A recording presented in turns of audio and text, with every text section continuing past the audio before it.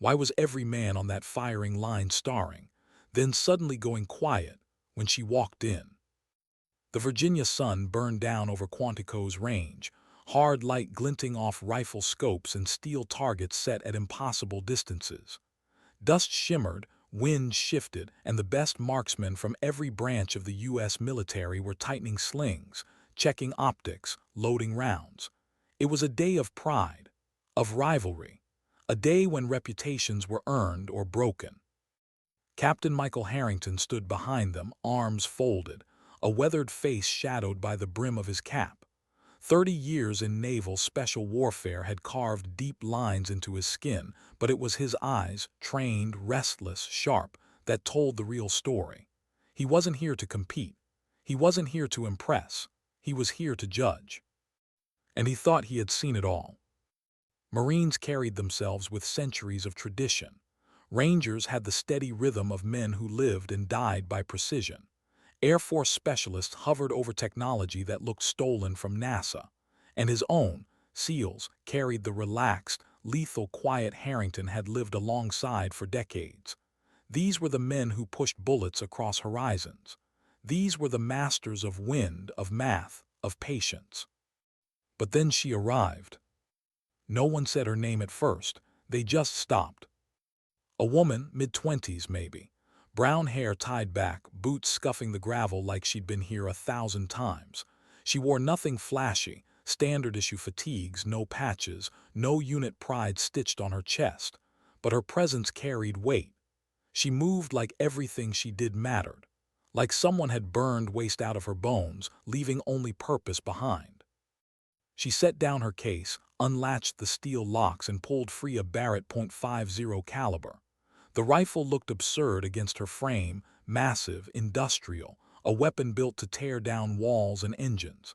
Men exchanged smirks, disbelief in their eyes. Yet she lifted it with care, like a pianist brushing her fingers across ivory. Every motion was measured, precise. A ritual. Colonel Mack glanced at his clipboard, then at Harrington.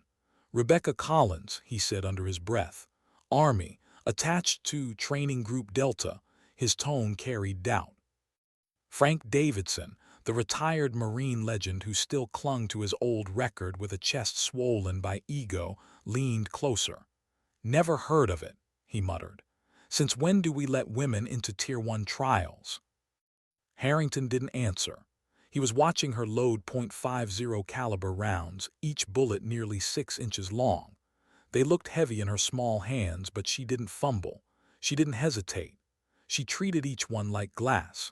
And when she set the magazine in place, something about the motion caught him, a memory, sharp and unwelcome, of another sniper long ago. The range officer called for attention. First round, 800 meters, 3 shots for grouping. One by one, shooters took their turns. Tight clusters, some excellent, some average. The men Harrington expected to dominate performed as predicted. Nothing surprised him. Not until she stepped forward. Rebecca Collins lowered herself into the prone position with the kind of grace born not from drills but from necessity. Her breathing slowed. Her fingers made small, precise adjustments to her scope. Then came the thunder. The Barrett roared, recoil slamming into her shoulder with the kind of force that bruised hardened veterans. Yet she hardly shifted. Harrington's spotting scope showed it before anyone else could confirm. The round had cut the bullseye dead center, not just in it, at its mathematical heart. The second shot followed, then the third. When the dust cleared, all 3 were touching, one ragged hole at 800 meters. Silence rippled down the firing line. Even Davidson said nothing. She reloaded without emotion. No grin, no acknowledgement, as if perfection meant nothing, only the next shot mattered. And that's when Harrington noticed her rounds. Not standard Barrett fare. No, these were something else. Prototype M33 stability rounds. Ammunition he'd only ever seen in classified briefings. Ammunition that shouldn't exist outside black operations. His instincts stirred. Rebecca Collins wasn't a simple competitor. She wasn't here for medals or pride.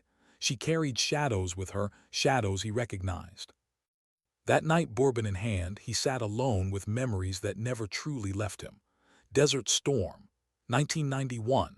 The Iraqi desert and a sniper named Alan Merrick. Calm voice, steady hand. The man had saved Harrington's team once. Outnumbered, pinned down, yet one by one, Merrick dropped their pursuers in a storm of sand and chaos. But Harrington also remembered the miss. 3 days later, 1,700 meters, a target driving a truck loaded with chemical weapons. One shot to save lives. One shot Merrick swore he could make. He missed. Inches. The firefight that followed killed two of their brothers. The guilt killed Merrick months later when a pistol in his garage ended what war had already broken. I missed. That was the note, 2 words, nothing more. And now, watching Rebecca Collins, Harrington had felt it again. That haunted focus, that machine-like calculation, the way her world narrowed until only the shot existed. But where Merrick had faltered, she did not. Where he had been shattered by almost, she carried the impossible like it was routine. Harrington poured another drink, staring at her name on his screen. Rebecca Collins, Army, Texas A&M ROTC. Official records showing nothing unusual, until 3 years ago, Training Group Delta, a designation that didn't exist, a cover. Rumors whispered about a female sniper in Afghanistan, shots taken beyond confirmed ranges, targets dropped in silence. No confirmation, just shadows, and a word, Ghost Recon, not the unit everyone knew, something else, darker. By midnight, Harrington had built the beginnings of a picture. Incomplete, fractured, but clear enough. Rebecca Collins wasn't here by chance. Her presence was deliberate. Her silence spoke louder than boasts ever could. The next morning, mist curled over the range as sunlight bled into gold. Harrington arrived early, unsettled by what he had learned, and by what he still didn't know. Rebecca was already there, methodically preparing a different rifle. The Barrett rested in its case. Now she worked with a Remington MSR, chambered in .338 Lapua, a platform suited for distances that demanded more than brute force. She checked torque on screws, measured trigger pull, examined optics with care most men saved for their children. She worked like someone who knew mistakes here didn't mean losing points. They meant death in another place, another time. Harrington stepped closer. Impressive shooting yesterday. Her eyes lifted, calm and unreadable, hazel flecked with something colder. Just doing what I was trained to do. Her voice was soft, touched with Texas. M33 rounds, he said quietly. A flicker gone as soon as it appeared. I use what works, she replied. And you seem to know your ammunition, Captain. I've seen what the right bullet can do, Harrington said, and what the wrong one costs. For a heartbeat, her eyes softened. Recognition. Then the walls returned. She turned back to her rifle. The whistle cut through the air. Time to begin. Targets at 1,500 meters. Nearly a mile. Conditions unstable. Even Davidson, loud and boastful as ever, managed only an 8-inch group, enough to kill but far from perfect. When her turn came, she didn't rush. She studied the wind, watched the grass bend, noticed dust shift, heat mirages ripple. She read the environment like scripture. The first shot landed dead center. The second touched it. The third, fired into a sudden gust most would have waited out, cut them both, forming a cloverleaf at the heart of the target. It was impossible. It was real. And that's when Harrington realized something. She wasn't proving herself. She was sending a message. But to whom? Why did she walk away so calmly, when every man around her was still reeling from what he'd just seen? The range had emptied into whispers, sidelong glances, silent arguments unspoken but clear in every face. Marines grumbled, Rangers muttered, Air Force techs exchanged uncertain looks. Even the SEALs, men trained to mask reaction, couldn't quite bury the astonishment.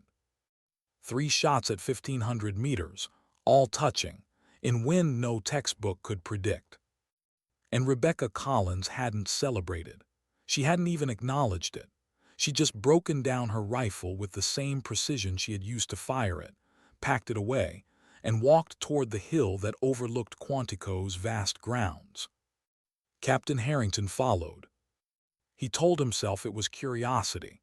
That's what men like him always said when they couldn't quite explain the pull. But deep down, he knew better. It was instinct. The same instinct that had saved him in deserts and jungles, in alleys and mountains. The instinct that whispered when danger was close, when someone wasn't who they seemed. Rebecca stood at the ridge's edge, gazing north. Her stance wasn't casual. Her weight shifted subtly, a posture meant to keep balance if she needed to move fast. Her eyes scanned without scanning, peripheral, trained, controlled. She was always watching, always calculating. "Davidson's always been an asshole," Harrington said quietly as he approached. She didn't turn, but not entirely wrong. "You think what you did back there is impossible." "I think boundaries are constructs," she said flatly. "They exist in the minds of those who accept them. I don't." Harrington studied her. Up close, the fine lines around her eyes told their own story. Long hours behind glass. Years of squinting into wind, into dust, into heat shimmer. She had lived with a scope pressed to her eye longer than most lived with anything. "You didn't come here for a competition," he said. That made her turn. For the first time he saw her face without its mask. The faintest smile tugged at her lips, not amusement but acknowledgement. "No," she admitted softly. "Then why?" Her gaze drifted past him, down toward the classified facilities on Quantico's northern edge. Places civilians never entered. Places even many soldiers didn't know existed. "Because sometimes," she said, "demonstration is necessary." Before Harrington could press, movement below caught his eye. Davidson, climbing hard, anger burning in every line of his body. His jaw was tight, his steps deliberate. "Your friend isn't finished," Rebecca observed. "He's not my friend," Harrington muttered. Davidson reached them, sweat beading his forehead despite the cool air. He glared first at Rebecca, then at Harrington. "You're playing defense for her now. Jesus, Mike, I thought you were smarter than that." "What do you want, Frank?" "I want to know what the hell is going on, because that," he jabbed a finger back toward the range, "isn't normal. And if you're too blind to see it, then I'll file the protest myself." "You saw it, same as I did," Harrington said evenly. Davidson leaned closer, voice dropping. "And you know damn well no human makes shots like that." Rebecca said nothing. Her silence was its own kind of defiance. Davidson turned away, muttering curses under his breath as he descended the hill. Harrington's phone buzzed. A secure line. Few people had this number, fewer still would use it lightly. He answered. "Michael," a voice said. "General James Matson, Joint Special Operations Command." A man Harrington had served under more than once. "Sir, I hear you've been asking questions about a certain competitor." Word traveled fast in the shadows, too fast. "Yes," Harrington admitted. "Then tread carefully," Matson said. "The program you're circling has national security implications. And Michael, what you're seeing at Quantico, it isn't a fluke, it's the future." The line went dead. Harrington stared at the phone, the weight of those words settling into his chest. That evening, he walked into the Leatherneck bar just outside Quantico's gate. The place was old, scarred with history, every wall plastered with unit patches, photos, and memories of wars most civilians forgot the day after the news cycle ended. Rebecca sat alone in a corner booth. Civilian clothes now, jeans, a blue blouse, hair down around her shoulders but posture unchanged, back to the wall, eyes on every entrance. The instincts of someone who had lived too long in danger to relax anywhere. "Captain," she greeted, gesturing to the seat across from her. A glass of whiskey sat untouched in front of her. "Miss Collins," Harrington said as he slid into the booth, "or do you prefer rank?" "Rebecca's fine here." He studied her, she studied him back, a stalemate of patience. "You've been busy since this morning," she said. "Doing my homework," Harrington admitted. "What I found doesn't make sense. Maybe you're not asking the right questions." He ordered a bourbon, took a measured sip. "Then let me ask this, why are you here? Because you're not chasing medals, you're not after bragging rights, you're demonstrating, but for who?" For the first time something flickered across her face. Conflict, weariness, a crack in the armor. She leaned forward. "Have you ever heard of Operation Mongoose?" Harrington blinked. He knew the name. A mission in Afghanistan's Korangal Valley, 2011. Classified, a disaster. 17 operators killed, 3 survivors. Official reports never mentioned her. "I was there," she said softly. Her voice changed, lower, heavier, carrying the weight of memory. She told him about her sniper team on the ridge, about watching the ambush unfold below, helpless, about seeing the target Kari Zola, Taliban commander, directing the chaos from over 2,000 meters away. A shot no one believed possible. But she had taken it. One round, one kill, the ambush shattered, 3 men pulled from the fire, 14 lost. Her eyes grew distant. "I saved who I could, but it wasn't enough." Harrington's drink burned on the way down. He knew that look. He'd seen it in mirrors, in brothers in arms, in ghosts who never left. The weight of survival, the guilt of what couldn't be saved. "That's when they recruited me," she said, "for a program that doesn't exist, at least not on paper." "Task Force Ghost," Harrington whispered. She didn't confirm, she didn't deny. "Let's just say," Rebecca said carefully, "they recognized certain capabilities, capabilities worth developing." "And Davidson?" Harrington asked. Her jaw tightened. "Davidson isn't just jealous, he's interfering, and if he succeeds, the consequences reach far beyond a firing range." Harrington leaned back, staring at her, trying to decide if she was truth or manipulation, soldier or experiment. She finished her whiskey, stood, and slipped on her jacket. "Tomorrow's competition will be different. Moving targets, 2,000 meters." She paused. "For some, it's a test. For me, it's proof." Then she walked out, leaving Harrington with the silence and the sinking realization that he was standing at the edge of something far larger than a sniper competition. Something that would change everything. Why didn't her hands shake when every other shooter had already missed? Morning broke over Quantico like a false promise. The air was cool, the sky sharp and blue, but a wind cut across the valleys with irregular gusts, deceptive currents that would turn any bullet into a wandering guess. Snipers knew the truth. Wind wasn't just a factor, it was the real enemy. Harrington arrived early. He walked the line quietly, observing the subtle rituals. Men checked their rifles, muttered numbers, tapped notes into weather meters. Davidson was already there, packing near the range officer's station, jaw tight, voice raised in heated argument. His hands carved the air with the aggression of someone who had already decided what he wanted the truth to be. Rebecca, in contrast, stood apart. A case opened before her, but the rifle inside wasn't standard. Harrington crouched near, curiosity tugging at him. The chassis reminded him of a Che-TAC intervention, but modified, proprietary lines, details unfamiliar even to him.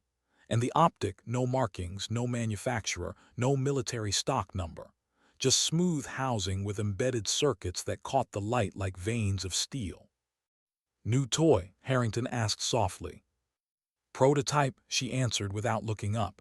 "Single build."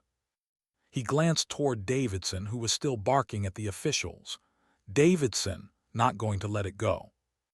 "That's why you're here," she said calmly, adjusting her scope in micrometer turns. "To vouch or to condemn." Before Harrington could reply, the whistle cut through the air. The range fell silent. The challenge, moving targets at 2,000 meters, human silhouettes on motorized tracks, erratic, unpredictable, one shot each. Time to engagement recorded, accuracy scored. Snipers stepped forward one by one. The results were brutal, misses wide, rounds biting dirt. Even the best managed only peripheral hits. The math was unforgiving. At 2,000 meters, a bullet took nearly 4 seconds to arrive. 4 seconds for wind to shift, for a target to change direction, for chance to betray intent. Davidson's demonstration wasn't bad. He clipped a shoulder, then a hip. Respectable enough to kill, but not art. And then it was her turn. Rebecca lowered into position, her body folding into the rifle like it was part of her skeleton.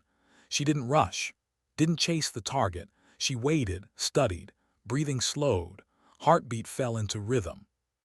The first target shuffled across open ground. A slow walk, pausing, changing angles. She fired. Silence, 4 seconds. Impact, dead center. The murmurs began. Harrington ignored them, focusing on her. The second target moved faster, darting like a runner. She tracked, waited, and when the moment came, fired. Impact, chest. The third target was the real test. Erratic, sprinting, changing speed.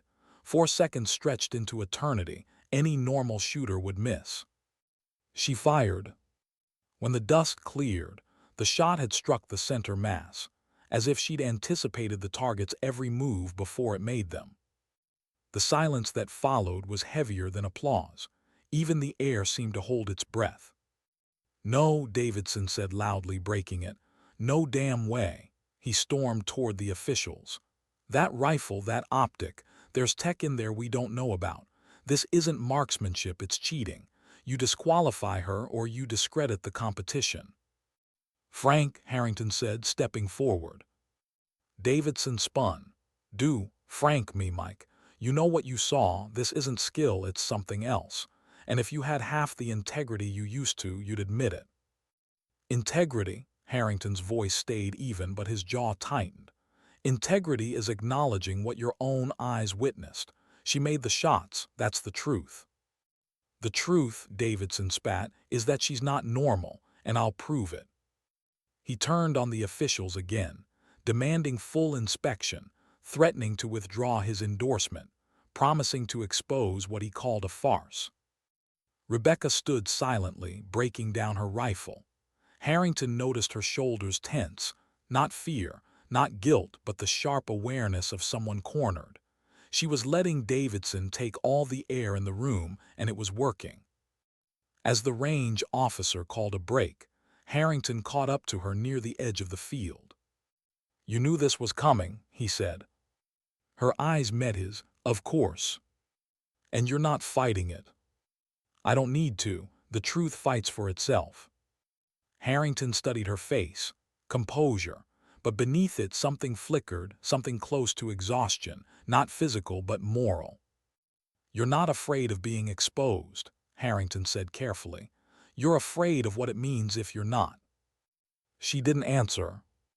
Before Harrington could press, Davidson appeared again, his anger sharper now, his movements almost paranoid. He motioned Harrington aside. "We need to talk, privately." They walked beyond the range, into the trees where the hum of voices fell away.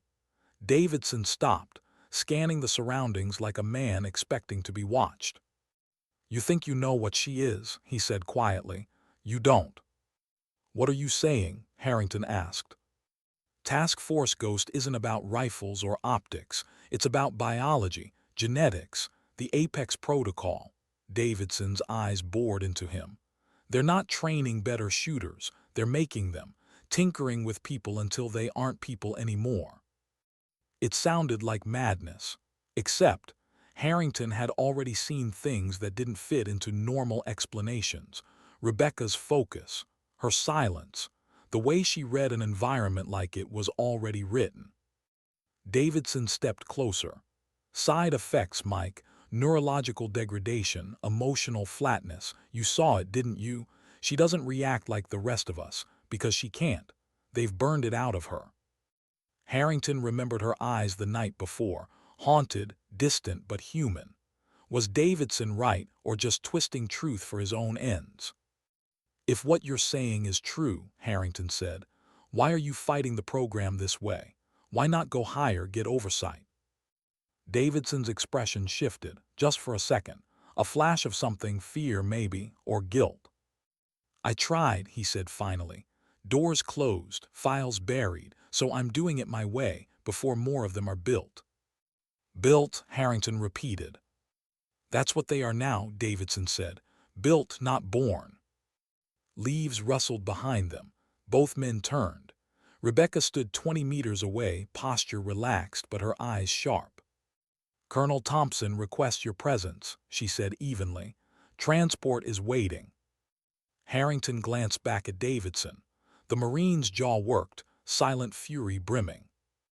As Harrington followed Rebecca, Davidson called after him. "You think you're watching history, Mike. You're not. You're watching the end of what it means to be human." The words chased Harrington into the waiting SUV like a shadow. Inside, Rebecca drove. She handled the wheel with the same efficiency she gave a rifle, no wasted movement, no hesitation. The silence between them was heavy until she broke it. "Davidson told you about Apex," she said. "You were listening."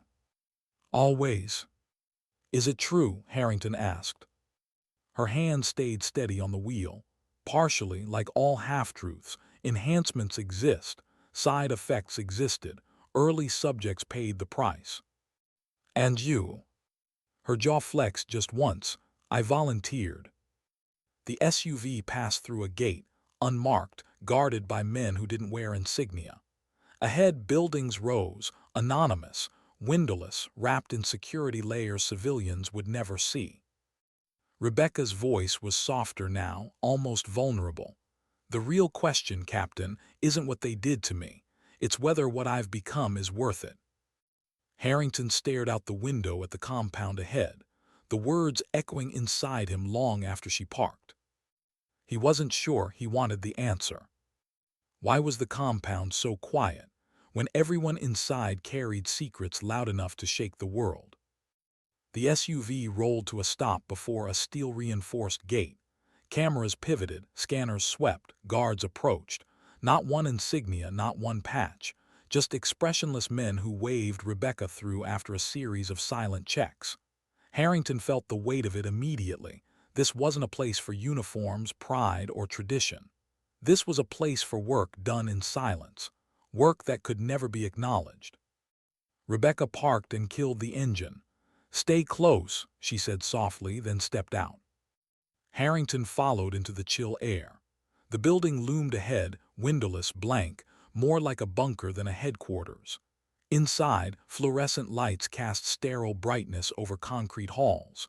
The air smelled of steel, paper, and something faintly antiseptic. Men and women moved with purpose, none lingering, none speaking unnecessarily. Harrington noticed the small things: doors opening only by biometrics, cameras tucked into corners, guards stationed at odd intervals, not for show but for control. Rebecca led him deeper until they stopped before a reinforced door. She pressed her palm to a scanner, leaned into a retinal reader, then entered a code faster than most typists. The locks disengaged with a heavy thud. Inside, the room opened wide. Monitors lined the walls. Maps lit the screens: Afghanistan, Syria, North Africa. Red markers blinked. Data scrolled in endless streams. At the center stood a man in a dark suit, silver hair cut close, eyes sharp behind rimless glasses. "Captain Harrington," the man greeted. His voice was smooth, confident. "General Matson speaks highly of you." "Then you must be Colonel Thompson," Harrington said, recognizing the name. "Correct, Director of Task Force Ghost." Thompson extended a hand. Harrington shook it, nodding the grip firm, deliberate, controlled. Everything about the man spoke of precision. Rebecca stood slightly behind, her posture straight, her face unreadable. Thompson gestured to a seat. "I imagine you have questions. Let me start with the one you won't ask out loud: why you're here." Harrington sat, arms folded. "That would be a good place to start." "Because you've seen what she can do," Thompson said plainly, nodding toward Rebecca. "And you've lived long enough to understand what that means. Men like Davidson see a threat. Men like you recognize capability. That's the difference. Capability created, Harrington said, not trained, built. Thompson didn't flinch. Yes, Apex protocol, genetic augmentations, neurological conditioning, environmental exposure, costly, imperfect, controversial, but the results are undeniable. He motioned toward Rebecca. She is one of 5 surviving operatives. The others didn't endure. Surviving, Harrington echoed. Every breakthrough demands sacrifice, Thompson said coolly. Your generation knows that better than anyone. Harrington's jaw tightened. Memories pressed against him, bodies in sand, smoke in jungles, the endless tally of sacrifice. But this was different. This wasn't war taking lives. This was science shaping them. Rebecca's voice cut the silence. Captain Harrington deserves more than statistics. Thompson studied her, then allowed it with a small nod. She stepped forward, voice calm but heavy. There were 38 of us at the start, all volunteers, soldiers, pilots, analysts. They promised cutting-edge training, no mention of augmentation. We learned the truth in pieces when the trials began, when the injections burned, when the seizures started. People broke. Some never woke. Some, she paused, breath catching briefly, chose to stop. Harrington's chest tightened. Her tone was matter-of-fact, but her eyes betrayed it. The memories of friends gone, not in battle, but in sterile rooms like this one. I endured, she continued. Not because I was stronger, because I refused to die in a laboratory. I focused, adapted, let them rewire me. And yes, it worked. I see the world differently now. Angles, math, timing. My brain calculates in ways I can't fully explain. I read wind like others read words, but there's a cost. What cost? Harrington asked. She met his eyes, unblinking. Pieces of me are gone, reactions dulled, emotions muted. Sometimes I wonder if what I feel is real or just memory. And when I take the shot, her voice thinned, softer, I don't feel triumph, just completion, like I've executed a line of code. The room was quiet except for the hum of servers. Harrington felt the weight of her words sink into him like stones. He thought of Merrick again, the sniper who had broken under guilt, a man who was all too human. And here stood Rebecca, so precise she made the impossible possible, but stripped of the very fragility that defined humanity. Thompson broke the silence. What you call cost, Captain, I call evolution. Warfare doesn't pause for sentiment. Our enemies adapt, so must we. By sacrificing what makes us human, Harrington challenged. By ensuring survival, Thompson countered. His voice hardened. Do you think your wars, the ones you survived, were won by tradition alone?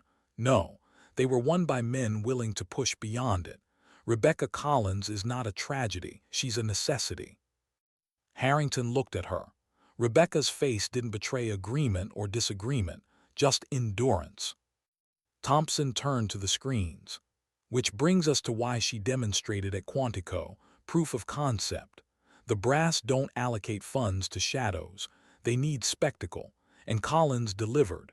2,000 meters moving targets, those shots will echo through every office in the Pentagon by Monday. And Davidson? Harrington asked. Thompson's eyes narrowed. Davidson is noise. His protests will be handled. Handled, Harrington repeated. Don't mistake me, Captain.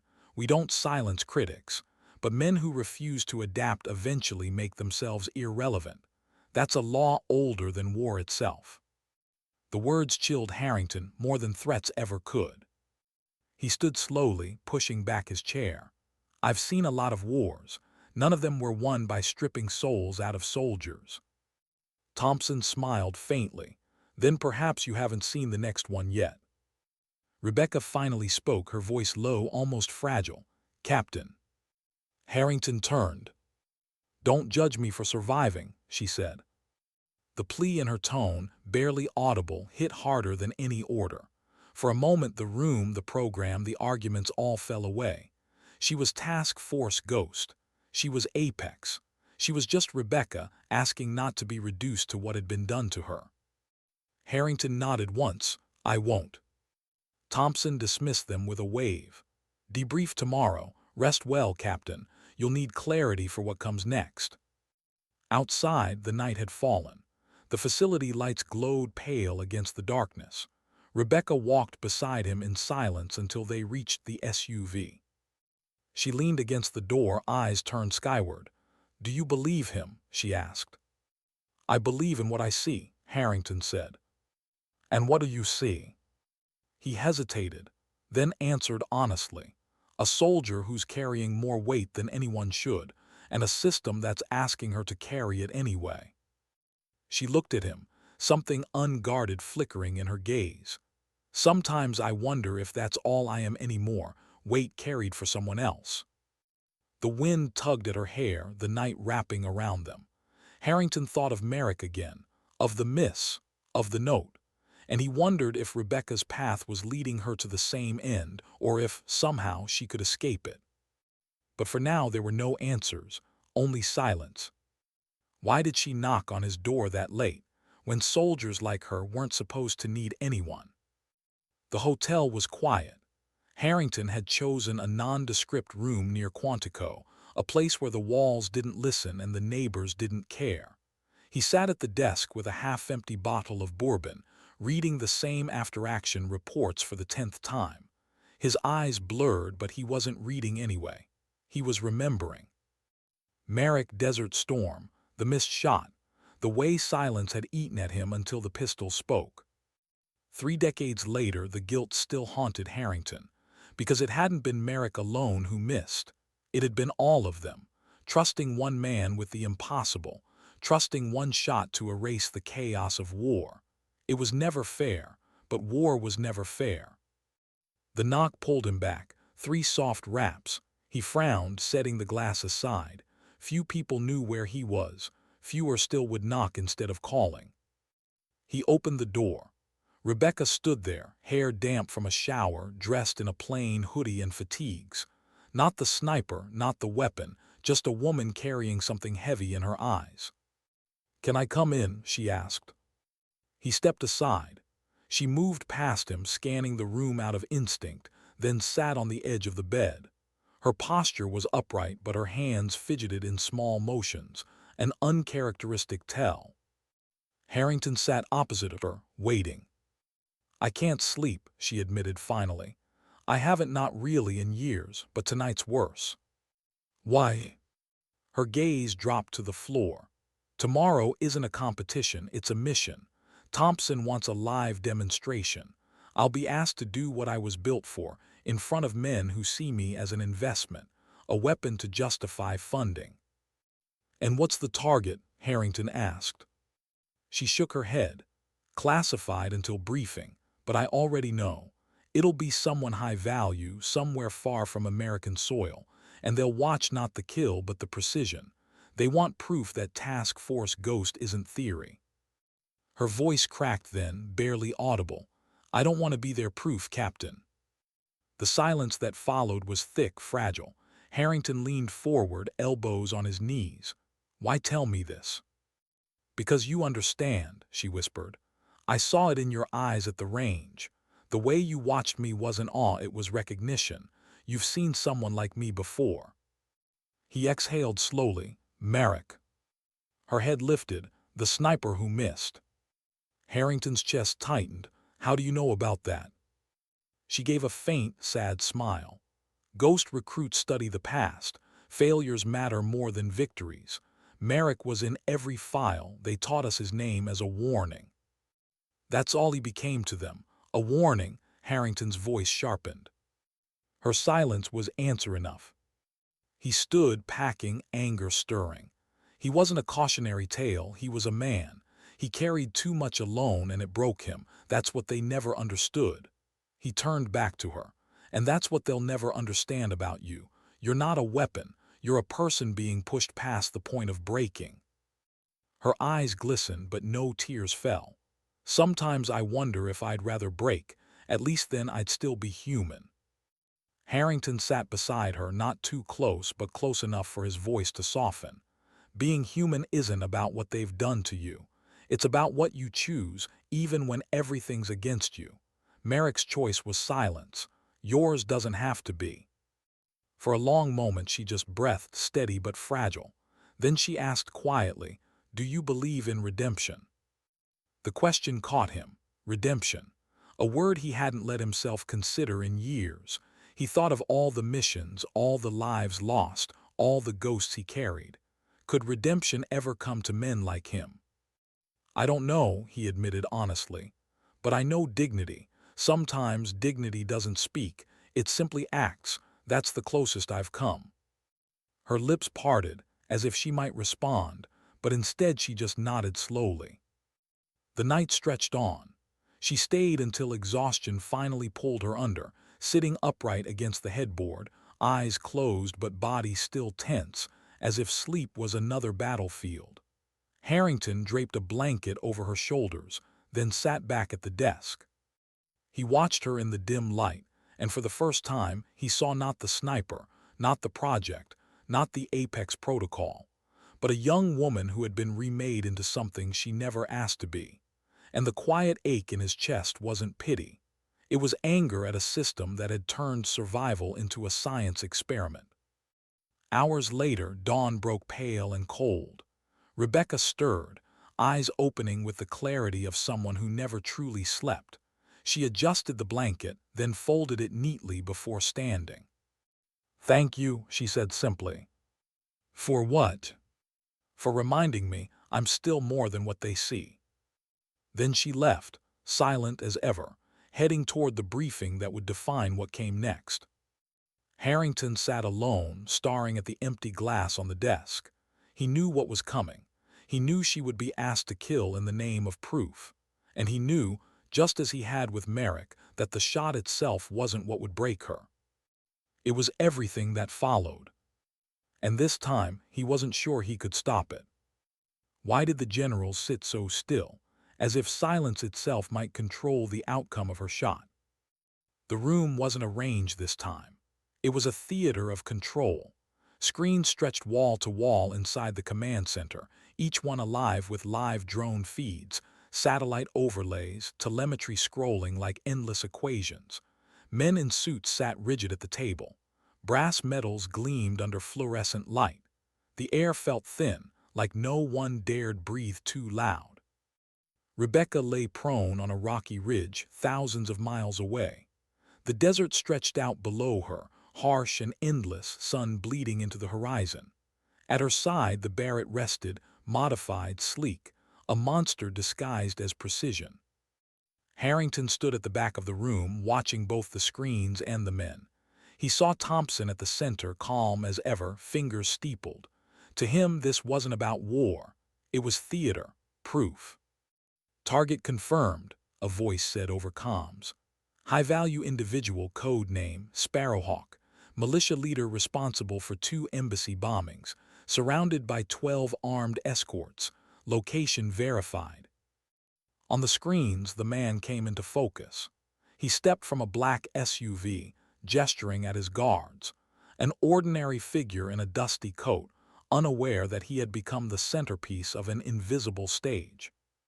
Rebecca's breathing came through the audio, slow, deliberate. A staff officer murmured, "Distance confirmed, 3,247 meters." A ripple moved through the room, words like impossible, unprecedented, record. The generals leaned forward, eyes sharp, not on the man about to die, but on the soldier about to make history. Harrington's stomach turned. The shot wasn't about Sparrowhawk. It wasn't about justice. It was about spectacle. Rebecca adjusted her scope. She was alone on that ridge, no spotter, no team, just the desert and the target. She read the wind through the shimmer of heat, calculated drop, spin, drift, even the subtle tug of the Earth's curve. Harrington could almost see the math unfolding in her head, cold and mechanical, 1,000 variables collapsing into inevitability. She whispered something under her breath, not a prayer, not a calculation, just 2 words. "Stay still." The room leaned forward. Her finger tightened on the trigger. The Barrett roared. On the screens the world slowed. The round cut through sky, invisible but inevitable, a sliver of death racing against distance. 4 seconds stretched into eternity. And then impact. Sparrowhawk fell, chest blooming red, body collapsing into the dirt. Guards scrambled, shouting, firing at phantoms they couldn't see. But the deed was done. The room erupted, not in cheers but in murmured awe. Generals exchanged nods. Suits scribbled notes. Thompson smiled faintly, satisfaction settling into his features like a victory long anticipated. 3,247 meters, an officer confirmed. Confirmed kill, longest on record. Harrington closed his eyes. The silence in his head was deafening. On the screen, Rebecca remained prone. She didn't pump her fist, didn't exhale triumph. She just reloaded, eyes still on the scope, scanning for secondary threats. Professional, detached. And Harrington knew in that moment she felt nothing. The voice of a general broke the spell. "Gentlemen, we just witnessed the future of warfare. One soldier, one shot. A mission that could have cost dozens of lives executed with surgical precision. Task Force Ghost is not theory, it's reality." Applause followed, not thunderous but sharp, deliberate, political. Harrington stayed silent. Hours later, back at the facility, he found her in the armory. She sat alone, Barrett resting across her lap, hands still on the cold metal. The fluorescent lights hummed above. "You made history," Harrington said quietly. Her eyes lifted to him. "History doesn't feel like anything." He stepped closer. "What does it feel like?" "Empty," she admitted. "Like I didn't pull the trigger, like the shot pulled itself." She set the rifle down carefully, almost reverently, then leaned back. "They'll build statues out of numbers. 3,247 meters, but they won't remember his name, or mine." Harrington sat across from her. "Do you want them to?" She shook her head slowly. "No, I just want to feel like I'm still human." The admission cracked something inside him. He thought again of Merrick, of the pistol in the garage, of the note I missed. Merrick had carried guilt. Rebecca carried absence. Both were weights too heavy for one person. "You are human," Harrington said firmly. She gave a faint, tired smile. "Then why do I feel like a ghost?" He didn't answer, because deep down he feared she was right. Behind them the door opened. Thompson entered, crisp as ever. "Congratulations, Collins, the brass is impressed. Funding secured. Task Force Ghost will expand." Rebecca didn't move, didn't thank him. Thompson's eyes flicked to Harrington. "I trust you see now, Captain, why she's essential." "I see," Harrington said flatly. "I just don't like what I see." Thompson's smile was thin. "Discomfort is the seed of progress." He left without waiting for response. The silence returned. Rebecca looked at Harrington, her eyes hollow. "How long before they ask me to take a shot I can't live with?" The question wasn't hypothetical. Harrington heard the plea buried beneath it. She wanted someone to tell her she'd never face that day. But he couldn't. Instead, he said, "When that day comes, you'll still have a choice." She looked away, voice breaking on the edges. "Will I?" Harrington sat there with her in the quiet armory. The echo of the record-breaking shot still hanging in the air like a ghost neither of them could silence. Why did Davidson look more frightened than angry now, when just days ago he'd sworn he'd bury her? The hall outside the briefing room buzzed with voices. Suits, officers, analysts, they came in waves congratulating themselves on what Rebecca had done, not who she was. They spoke in numbers. 3247. They spoke in outcomes. Funding secured. But not one of them said her name with weight, not one of them looked at her like a person. Harrington stood against the wall, watching. Rebecca walked through them silent as ever, face composed, eyes hollow, each hand that reached for her past like smoke. She didn't shake them. She didn't smile. She just kept moving until she was gone. Then Davidson appeared, his shoulders hunched, his voice lower than Harrington had ever heard it. "Mike, we need to talk." Harrington almost ignored him, but something in Davidson's eyes stopped him. The anger was still there, but beneath it, fear.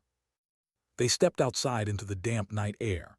Davidson lit a cigarette, hands trembling. "I was wrong about one thing," he admitted. "She's not cheating. That shot was hers. But you were wrong too, she's not normal. And now they're going to use her for something worse." "What do you mean?" Harrington asked. Davidson pulled a folder from his coat, edges frayed, stamped classified. He handed it over. Inside were photographs, medical charts, notes, Rebecca's file. Except not all of it was hers. Children, early trials, failure rates, notes about neurological suppression, emotional attenuation, behavioral recalibration. Harrington's chest tightened as he flipped through page after page. Not soldiers, subjects. Not training, experimentation. Davidson exhaled smoke like poison. They've been at this for over a decade. Collins is the first success that didn't collapse within months. That's why they parade her around. But she's not proof of concept, she's an outlier. And they'll burn her out like the rest. You know it. I know it. Harrington shoved the file back. "And what's your plan? Leak it, blow it up. That'll bury her faster than Thompson will." Davidson's jaw worked. "I don't care about her. I care about the line we're crossing. This isn't evolution, it's mutilation." For once, Harrington almost agreed. But before he could answer, his phone buzzed. A coded message. Urgent briefing. Immediate presence required. Davidson saw the look on his face and muttered, "They're moving faster than I thought." Back inside, the atmosphere had shifted. The room was smaller this time. Just Thompson, two generals, and Rebecca, already seated, her expression carved from stone. "Captain Harrington," Thompson said, gesturing to a chair, "you'll want to hear this." The screen lit up with satellite imagery. A compound in Eastern Europe, civilian structures surrounding it. "Target codename Orlov," Thompson explained.